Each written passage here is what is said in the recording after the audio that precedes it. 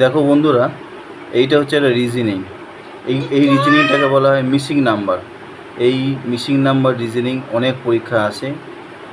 দেখো এখানে বলছে 5, এখানে 5, 4, 61, এখানে আছে 6, 7, এখানে আছে 1, 2, 7, এখানে আছে 3, এখানে আছে 9, এখানে আছে জিজ্ঞাসা চিহ্ন। তাহলে দেখো রিজনিংটা আমরা কী করে করি। আমরা প্রথম এই ক্যালকুলেশনটাকে আমরা দেখব। কি দেখব?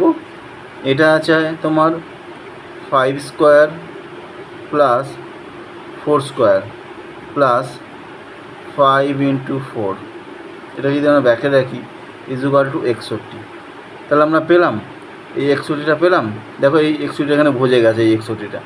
সেমভাবে আমরা এইটা করব। দেখো কি করব, 6 square plus 7 square plus 6 into 7 is equal to আমার কত হলো 127।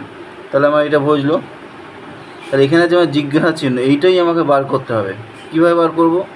সেম একই প্রসেস। অতএব কি আমরা করব, 3 square plus 9 square plus 3 into 9 is equal to 117। তাহলে এইটা হলো আমার অ্যান্সার। বুঝতে পারলে? নর্মাল রিজনিং, এই রিজনিং অনেক পরীক্ষা আসে, তোমরা ভালো করে দেখো। যদি না বুঝতে পারো তোমরা কমেন্ট করবে।